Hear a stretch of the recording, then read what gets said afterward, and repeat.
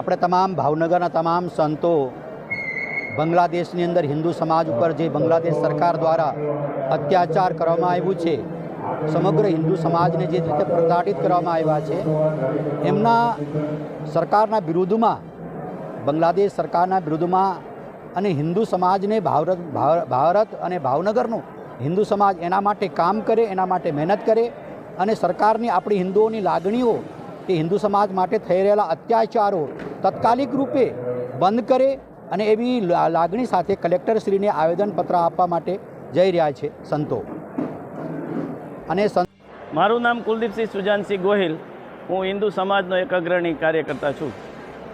આજે બાંગ્લાદેશમાં જે રીતે હિન્દુઓ ઉપર અત્યાચાર થઈ રહ્યા છે, એ અત્યાચારોને વિરોધમાં એક હિન્દુ સમાજ દ્વારા મૌન રેલીનું આયોજન કરેલું છે અને આ મૌન રેલી જે છે એ અહીંયાથી કલેક્ટર સાહેબને આવેદનપત્ર આપવાના છે. પરંતુ આગામી 10 ડિસેમ્બરે માનવ અધિકાર દિવસ હોવાથી દરેક હિન્દુ સમાજ જે છે એ અલગ અલગ રીતે કાર્યક્રમો કરવાના છે.